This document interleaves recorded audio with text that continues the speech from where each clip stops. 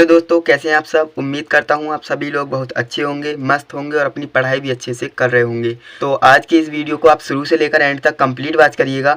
And मैं आपको बिल्कुल आसान भाषा में समझाने वाला हूं, ऐसा आपको कहीं नहीं मिलने वाला है। बिल्कुल सिंपल लैंग्वेज में आपको बताऊंगा। तो दोस्तों इसलिए आपको बोल रहा हूँ, वीडियो बहुत ज़्यादा इन्फॉर्मेटिव होने वाली है एंड इंपॉर्टेंट होने वाली है। तो इसलिए आप वीडियो को लाइक कर दीजिए अभी, क्योंकि बाद में आप लाइक करना भूल जाते हैं। एंड अगर आप चैनल पे नए हैं तो चैनल को सब्सक्राइब भी कर लेना, बिकॉज हमारी जो चैनल की फैमिली है वो 1 के क्रॉस करने वाली है। एंड मैं चाहता हूँ जल्दी से जल्दी वो 1 के क्रॉस करे, ताकि मुझे और ज़्यादा मोटिवेशन मिले ऐसी ही वीडियोस बनाने के लिए। एंड मैं आपको जो है आगे भी पढ़ा पाऊँ, है ना।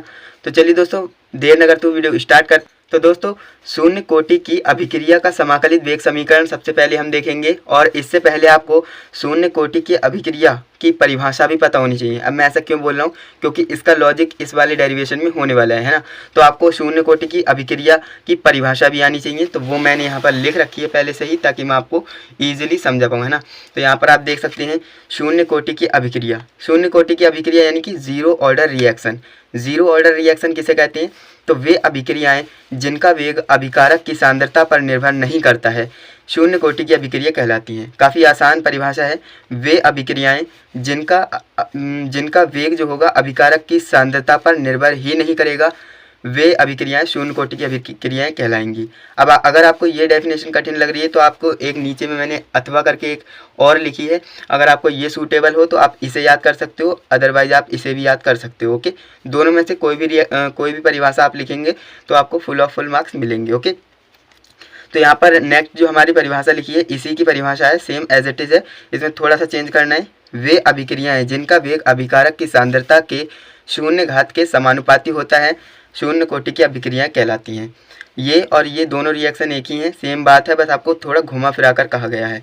आपको जो भी सूटेबल हो आप उसे याद कर सकते हो। ओके, आई होप आपको ये डेफिनेशन तो याद होंगी ही, अगर नहीं है तो आप याद कर लीजिएगा। ओके, तो अब हम आ जाते हैं हमारे मेन डेरिवेशन पे, जो कि हमारा फर्स्ट डेरिवेशन होता है शून्य कोटि की अभिक्रिया का समाकलित वेग समीकरण। कैसे प्राप्त करेंगे इसका व्यंजक, तो वो मैं आपको बताने वाला हूँ। तो चलिए वीडियो स्टार्ट करते हैं। एंड आप यहाँ पर बिल्कुल फोकस के साथ वीडियो देखिएगा, आपको ये डेरिवेशन बिल्कुल हलवा लगने वाला है। ओके, तो यहाँ पर आप देखिए, सबसे पहले हम करेंगे क्या, मान लेंगे, सपोज कर लेंगे, लेट कर लेंगे A is equal to product एक शून्य कोटि की अभिक्रिया है। ये हमने सिर्फ माना है, एज्यूम किया है ना। A is equal to product एक शून्य कोटि की अभिक्रिया है, ये हमने मान लिया। सबसे पहला पॉइंट आपका ये होता है। एंड इसके बाद आपको करना क्या है, t बराबर 0, यानी कि जब टाइम हमारा 0 होगा तो आपका जो अभिकारक होगा वो भी 0 होगा। ये बात आपको समझनी है।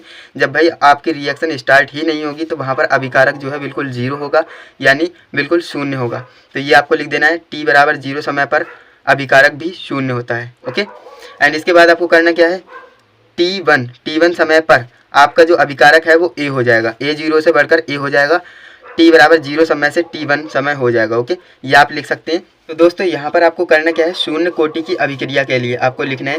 एंड इसके बाद अब यहाँ पर आपको जो है शून्य कोटि की अभिक्रिया की परिभाषा की आवश्यकता होगी, जो कि मैंने आपको बताया था। तो अभी शून्य कोटि की अभिक्रिया का वेग जो होता है वो कैसे होता है, शून्य घात पर अभिकारक की शून्य घात कर समानुपाती होता है, वही मैंने यहाँ पर लिखा है। अदरवाइज आप इसे जो है संकेतों में भी लिख सकते हो, मैंने संकेतों में लिख रखा है इस तरह से, माइनस का dA/dt समानुपाती होगा, डायरेक्टली प्रोपोर्शनल टू होगा किसके, A0। A0 क्या है यहाँ पर, प्रारंभिक सांद्रता, सॉरी यहाँ पर A0 जो है शून्य घात है। ओके, शून्य घात के समानुपाती है। ये A0 जो है, A0 नहीं है, 0 हमेशा नीचे लगाते हैं, एंड नॉट जो है यानी पावर जो है ऊपर लगाते हैं। ओके, ये आपको याद रखना है। तो यहाँ पर आप कहेंगे माइनस कहाँ से आया, तो माइनस इसलिए आया, आप जानते हैं जब भी कोई अभिक्रिया शुरू होती है A से B, तो ये आपका क्या होता है, अभिकारक होता है। ये आप जानते हैं, ये अभिकारक होता है, एंड ये आपका क्या होता है, उत्पाद होता है। ओके, ये आपका उत्पाद होता है। अब आपसे मैं पूछूं, जब आपकी रिएक्शन स्टार्ट होती है तो घटता क्या चीज़ है और बढ़ती क्या चीज़ है, यानी कि क्या कम होता है और क्या बढ़ता है, ये आपसे पूछूं तो आप कहेंगे अभिकारक कम होगा उसके बाद ही तो उत्पाद बनेगा ना। जब आपका अभिकारक कम होगा उसके बाद उत्पाद जो है बनना शुरू हो जाएगा, तो इसका मतलब घट रहा है ना जी, तो घट रहा है, इसीलिए यहाँ पर अभिकारक के आगे माइनस लगाया जाता है। आई होप आपको ये लॉजिक तो समझ में आ गया होगा कि माइनस क्यों लगाते हैं। ओके, तो माइनस लगाने का सिंपल सा लॉजिक है, क्योंकि हमारा जो है अभिकारक घटता है रिएक्शन स्टार्ट होने के बाद और उत्पाद जो है बढ़ता है, इसलिए यहाँ पर प्लस लगाते हैं और यहाँ पर माइनस लगाते हैं। ओके, तो इतना आपको समझ में आ गया। तो अब करना क्या है, आप जानते हैं जब भी हम किसी भी समानुपाती चिन्ह को हटाते हैं तो वहाँ पर क्या आता है, एक कांस्टेंट आता है। ओके, ये हमने के जो है एक कांस्टेंट है, हमने मान लिया। यहाँ पर जो है हमने ये समानुपाती का निशान हटाया, बराबर का निशान लगाया, तो यहाँ पर हमारा एक कांस्टेंट आ गया जो कि के है। ओके, इतना आपको अच्छे से समझ में आ गया होगा। तो चलिए अब हम नेक्स्ट स्टेप को समझ लेते हैं। बाकी सब एज इट इज़ है, सिर्फ हमने समानुपाती के चिन्ह को यहाँ से रिमूव किया है, और जब भी हम समानुपाती के चिन्ह को रिमूव करते हैं तो वहाँ पर हमारा एक कांस्टेंट के आ जाता है। ओके, इतना आपको समझ में आ गया होगा। तो चलिए अब हम नेक्स्ट स्टेप को समझ लेते हैं। तो दोस्तों यहाँ पर आप देख सकते हो, अब हमें करना क्या है, आप जानते हैं, क्या जानते हैं, जब भी किसी संख्या की घात शून्य होती है, यानी कि किसी भी नंबर की अगर पावर शून्य होगी, 0 होगी, तो उसका मान 1 होता है। ये आप जानते ही हैं, आपने 5th 6th क्लास में पढ़ रखा होगा। तो यहाँ पर होगा क्या, हमने जो a0 लिखा था k इंटू a0, a की पावर 0 थी, यानी कि शून्य घात के समानुपाती थी, तो वो उसका मान क्या हो जाएगा, 1। यहाँ पर मैंने क्योंकि करके लिख दिया है, आप समझ गए होंगे, है ना।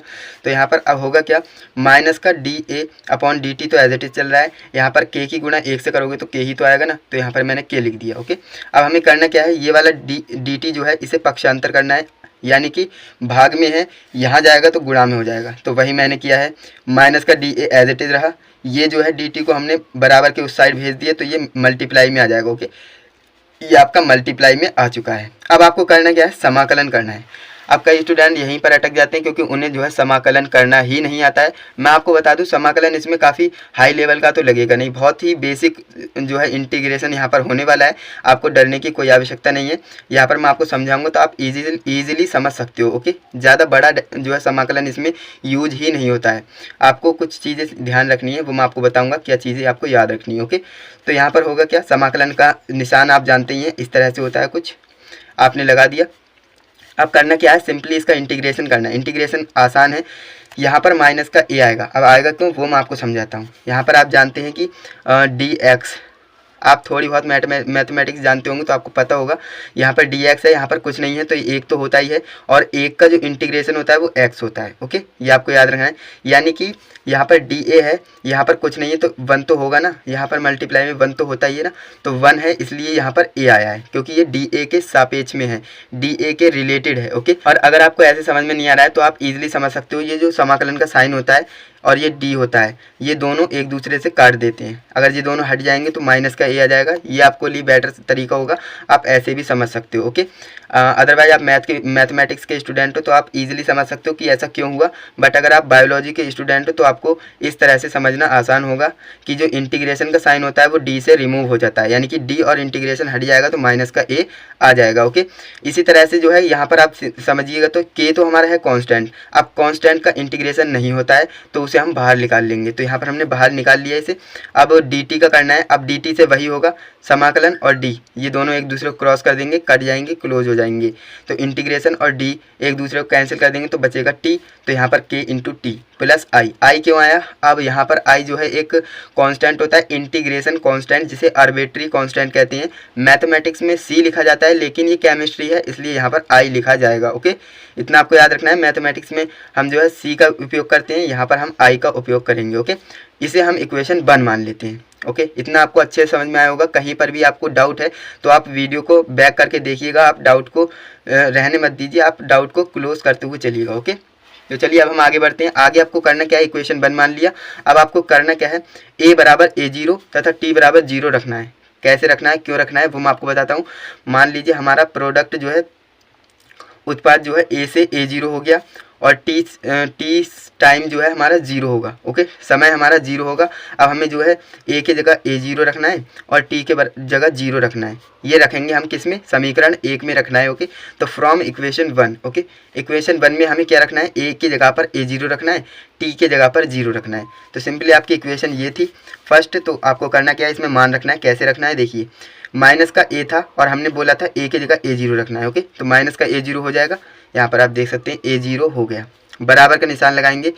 एंड यहाँ पर हमारा k था, k का k ही रहा, t था, t की जगह पर हमें क्या रखना था, 0, तो हमने 0 रख दिया। ओके, आप समझ गए होंगे, प्लस i तो i ही है। ओके, हम ऐसा क्यों कर रहे हैं, हमें यहाँ पर i का वैल्यू चाहिए, i का वैल्यू हमें निकालना है, एंड फिर से हमें उसे इक्वेशन 1 में रख देना है। फिर हमारा ये जो है डेरिवेशन कंप्लीट हो जाएगा। हमें यहाँ पर i का मान चाहिए, इसलिए हम ये जो है कर रहे हैं, वैल्यू निकाल रहे हैं i के लिए। ओके, तो एक बार ये स्टेप मैं आपको दोबारा समझाऊंगा, क्योंकि यहाँ पर कई सारे स्टूडेंट को कन्फ्यूजन क्रिएट हो जाती है। तो यहाँ पर आपको करना क्या है, ए के जगह पर A0 रखना है, टी के जगह पर हमको 0 रखना है। किसमें? इक्वेशन 1 में। ओके, तो इक्वेशन 1 हमारी क्या कहती है, माइनस का ए बराबर KT प्लस आई। ओके, तो माइनस का ए है तो ए के जगह पर हमें A0 रखना था। तो देखिए माइनस का माइनस आया, ए के जगह पर A0 आया। ओके, बराबर से बराबर आया के एंड यहाँ पर टी के जगह पर हमें 0 रखना था, तो टी के जगह पर हमने 0 रख दिया, प्लस आई का आई ही रहेगा। ओके, आई होप आपको समझ में आ गया होगा। अब यहाँ पर आप देखिए माइनस का A0 है, ये तो ऐसे ही रहेगा। अब यहाँ पर देखिए के की गुणा आप 0 में करोगे, किसी भी संख्या की गुणा आप 0 में करते हो तो वो पूरा 0 हो जाता है वो टर्म। तो यहाँ पर आई का मान डायरेक्टली हमें मिल गया माइनस का A0। ओके, आई का मान मिल गया हमें माइनस का A0। ये आपका मान जो मिल गया है ना, आपको आई का मान समीकरण 1 में रख देना है, इतना आपको करना है एंड आपका जो है ये डेरिवेशन कंप्लीट हो जाएगा। अब ये रखना कैसे वो मैं आपको बताता हूँ। यहाँ पर आप देखिए आई का मान आपको समीकरण 1 में रखना है। समीकरण 1 हमारी क्या थी, तो यहाँ पर आप देख सकते हैं ये आपकी समीकरण 1 ही है। यहाँ पर आपको दिखाता हूँ, ये आपकी इक्वेशन 1 है। इसमें करना कुछ नहीं है, बाकी सब सेम रहेगा। सिर्फ आई की जगह पर हमने जो आई का मान निकाला है वो आपको रखना है। और आई का हमारा मान क्या आया है, तो माइनस का A0 आया है। ओके, माइनस का A0 आया है, तो इसको उठाकर हमें यहाँ रखना है। तो रखना कैसे वो आप यहाँ पर देखिए। सबसे पहले हमने क्या किया, यहाँ पर माइनस का ए ऐसे ही रहा, बराबर KT ऐसे ही रहा, प्लस यहाँ पर हमारा था क्या आई की जगह पर हमने माइनस का A0 रख दिया। ओके, समझ गए आप। अब इसके आगे करना क्या है हमें, माइनस का ए ऐसे ही रहेगा, बराबर KT। अब प्लस माइनस क्या होता है, माइनस होता है, इतनी तो आपको मैथमेटिक्स आती है। प्लस माइनस माइनस हो जाता है, तो माइनस का A0 हो गया। ओके, इतना आपको समझ में आ गया। तो चलिए अब हम नेक्स्ट स्टेप को देख लेते हैं। अगर यहाँ पर कोई कन्फ्यूजन है तो आप वीडियो को दोबारा देखिएगा, आपकी कन्फ्यूजन दूर हो जाएगी। ओके, एक बार दोबारा बताता हूँ। माइनस का ए है तो माइनस का ए रहा, KT है KT रहा, प्लस माइनस माइनस होता है इसलिए माइनस हो गया, A0 का A0 रहा। ओके, तो चलिए अब हम नेक्स्ट स्टेप देख लेते हैं, क्या स्टेप है इसकी। तो दोस्तों नेक्स्ट स्टेप में हमें करना क्या है, यहाँ पर आप देख सकते हैं KT बराबर A0 माइनस ए। अब आप कहेंगे KT का मान ये कैसे आया, तो वो मैं आपको समझा देता हूँ। यहाँ पर आप देखिए माइनस का ए बराबर KT माइनस A0 था, तो यहाँ पर आप समझ सकते हो जब भी हम इस चीज़ को माइनस की है बराबर के उस साइड जाएगी तो किसकी होगी, प्लस की होगी। आप जानते हैं माइनस का A0 है तो बराबर के इस साइड आएगा तो प्लस का होगा ना। तो यहाँ पर आप देख सकते हैं A0 प्लस का हो गया एंड ये हमारा माइनस का था ही, तो ये हमारा माइनस का ही रहा और ये हमारा KT था तो KT रहा। आई होप आप समझ गए होंगे। इतनी बहुत ही सिंपल सी मैथमेटिक्स इसमें यूज हो रही है, कोई ज़्यादा हाई फाई मैथमेटिक्स नहीं है, आप समझ सकते हो। ओके, तो ये आपका जो है KT का मान आ गया। अब यहाँ पर करना क्या है, हमें T भी यहाँ पर नहीं रखना है, क्योंकि हमें वेग स्थिरांक का जो है प्रथम शून्य कोटि की अभिक्रिया के लिए वेग स्थिरांक का आप सूत्र निकाल रहे हो, तो वो कैसे निकालोगे, ओनली ऑन आपका के रहना चाहिए इस साइड, आपकी जो T है उसे आपको बराबर के उस साइड भेजना पड़ेगा। अब आप जानते हैं जब भी आप किसी भी चीज़ को गुणा में होती है और बराबर के उस साइड भेजते हैं तो वो भाग में हो जाती है ना। तो इसे हम 1 अपॉन करके लिख सकते हैं, 1 अपॉन T हो जाएगा एंड ये हमारा चल ही रहा है as it is A0 minus A. तो ये जो फाइनली आपका इस बॉक्स में आप देख रहे हो रेड कलर के बॉक्स में, ये जो आपका फॉर्मूला निकल के आया है यही आपका जो है शून्य कोटि की अभिक्रिया के लिए समाकलित वेग समीकरण होता है। ओके, इतना आपको समझ में आ गया होगा। तो इस यहाँ पर हमने एक बात और लिखी है, यह शून्य कोटि की अभिक्रिया का समाकलित वेग समीकरण है। इस तरह से आप लिख देना, आपका ये जो है शून्य कोटि की अभिक्रिया के लिए अभिक्रिया का जो समाकलित वेग समीकरण आ जाता है, ये आपका शून्य कोटि का हो गया। अब यहीं पर एक जो हमारा नेक्स्ट डेरिवेशन होता है, सेकेंड नंबर डेरिवेशन कह सकते हैं, वो होता है अर्धायुकाल, है ना। अर्धायुकाल के लिए यहाँ पर आप देख सकते हैं शून्य कोटि की अभिक्रिया का अर्धायुकाल, ये आपको समझना होगा, है ना। तो शून्य कोटि की अभिक्रिया के लिए अर्धायुकाल का भी एक फॉर्मूला होता है, वो कैसे आता है वो भी मैं आपको बताऊंगा। अगर आपको ये समझ में आ गया ना, अगर आपने शून्य कोटि की अभिक्रिया का समाकलित वेग समीकरण सीख लिया तो आपको अर्धायुकाल वाला बिल्कुल हलवा लगने वाला है, बिल्कुल आसान लगने वाला है ना। तो आप आगे वीडियो में बने रहिए, आपको चारों डेरिवेशन अच्छे से समझ में आएंगे। ये आपका फर्स्ट नंबर डेरिवेशन था जो कि आपको समझ में आ चुका है। ओके, अब बात करते हैं अर्धायुकाल की। तो यहाँ पर मैंने जो इसकी डेफिनेशन भी लिख रखी है, आपको डेफिनेशन भी आनी चाहिए। तो डेफिनेशन पढ़ लेते हैं फटाफट से। अर्धायुकाल किसे कहते हैं, यानी कि हाफ लाइफ पीरियड। ओके, तो इसे समझ लेते हैं। वह समय जिसमें कोई पदार्थ अपनी प्रारंभिक सांद्रता का आधा रह जाता है अर्धायुकाल कहलाता है। इसे टी हाफ कह सकते हो या फिर T1/2 कह सकते हो। टी हाफ कहना ज़्यादा बेटर है, एज ग्रेटर देन T1/2 है ना। तो T हाफ द्वारा प्रदर्शित करते हैं। ओके, तो यहाँ पर बात करें, एक बार दोबारा से पढ़ता हूँ, आपको समझ में आ जाएगी। वह समय जिसमें कोई पदार्थ अपनी प्रारंभिक सांद्रता का आधा रह जाता है अर्धायुकाल कहलाता है। इसे टी हाफ से प्रदर्शित करते हैं। ओके, ये परिभाषाएं भी पूछ ली जाती हैं, तो ये भी आपको याद होनी चाहिए ही चाहिए। ओके, तो चलिए अब हम नेक्स्ट जो हमारा सेकंड नंबर डेरिवेशन उसे हम समझ लेते हैं। सेकंड नंबर डेरिवेशन काफ़ी ज़्यादा आसान है अगर आपको पहला डेरिवेशन आ गया तब। ओके, तो यहाँ पर आप देखिए, शून्य कोटि की अभिक्रिया का अर्धायुकाल कैसे निकालेंगे, तो वो हम समझ लेते हैं, half life period of zero order reaction. Okay, तो यहाँ पर देखिए, हम जानते हैं, क्या जानते हैं, हम ये जानते हैं कि हमारा जो शून्य कोटि की अभिक्रिया का समाकलित वेग समीकरण जो है ये होता है k बराबर 1/t A0 - A।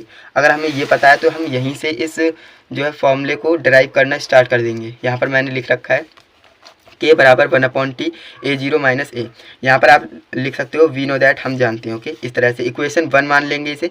तो ये डेरिवेशन उस डेरिवेशन की तुलना में काफ़ी छोटा होता है। ओके, तो यहाँ पर बात करें, अब हमें t बराबर टी हाफ रखना है, a बराबर A0/2 रखना है। अब आप कहेंगे ऐसा क्यों करना है, ऐसा इसलिए करना है क्योंकि शून्य कोटि की अभिक्रिया का अर्ध आयुकाल हम निकाल रहे हैं। यहाँ पर अगर हम t समय होगा, t बराबर टी हाफ से हमें किसको शो करते हैं, तो आप कहेंगे अर्ध आयुकाल को हम टी हाफ से शो करते हैं, तो इसलिए हम t बराबर टी हाफ रखेंगे। ओके, यहाँ पर a बराबर A0/2 क्यों रखेंगे, क्योंकि हमने परिभाषा में पढ़ा है, परिभाषा का बहुत लॉजिक है इसमें। अगर आपको परिभाषा याद नहीं है तो आप ज़रूर इन डेरिवेशन को कठिन समझते होगे। कठिन नहीं है डेरिवेशन अगर आपको परिभाषाएं भी याद हैं। परिभाषा हमारी ये कहती है, वह समय जिसमें कोई पदार्थ अपनी प्रारंभिक सांद्रता का आधा रह जाता है। यही बात आपकी समझने की है। यहाँ पर आप देखिए, वह समय जिसमें कोई पदार्थ अपनी प्रारंभिक सांद्रता को हम A0 से शो करते हैं, ये आप जानते हैं।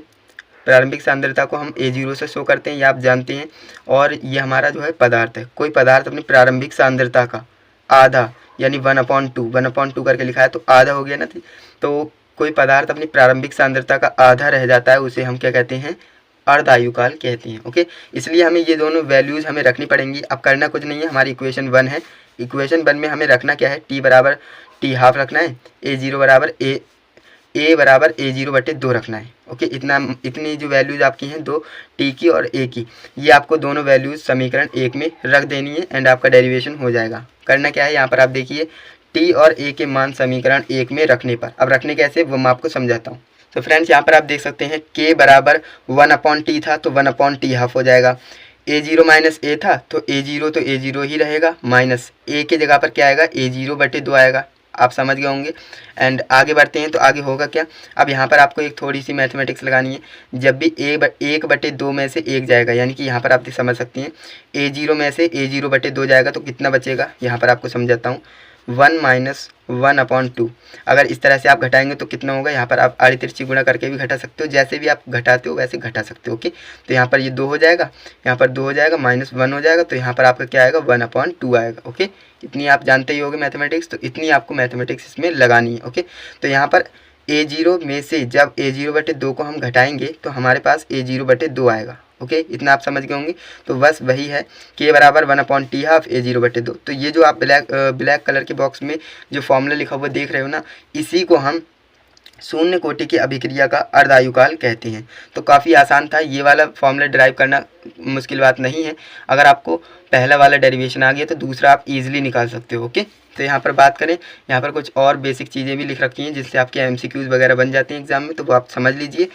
टी हाफ बराबर A0/2 के, A0/2 के कैसे, यहाँ पर आप समझ सकते हैं, टी हाफ को यहाँ ले गए एंड k को यहाँ ले आए तो A0/2 के हो जाएगा। ओके, अब यहाँ से हमें ये एक चीज़ समझने को मिलती है, जो अर्धायुकाल होता है वो प्रारंभिक सांद्रता के समानुपाती होता है। किसमें, शून्य कोटि की अभिक्रिया के अर्धायुकाल में, है ना। तो यहाँ पर आप समझिए, शून्य कोटि की अभिक्रिया का अर्धायुकाल अभिकारक की प्रारंभिक सांद्रता पर निर्भर करता है। ये बात हमें पता होनी चाहिए, क्योंकि यहाँ से MCQs बन जाते हैं कि निम्नलिखित में से कौन सा सही है, तो वो इस तरह से ऑप्शन दे देंगे एंड आपको टिक करना होगा। शून्य कोटि की अभिक्रिया का अर्धायुकाल अभिकारक की प्रारंभिक सांद्रता पर निर्भर करता है या नहीं, तो आप कहेंगे करता है। ओके, निर्भर करता है, क्योंकि यहाँ से हमने एक कंक्लूजन निकाला है। ओके, तो ये भी आपको हो गया सेकेंड डेरिवेशन। अब बात करते हैं हमारे जो थर्ड डेरिवेशन है वो कितना कॉम्प्लिकेटेड है, वो देख सकते हैं। वो ज़्यादा कॉम्प्लिकेटेड नहीं है, बस आपने उसे बना रखा है कॉम्प्लिकेटेड, जो कि हमारा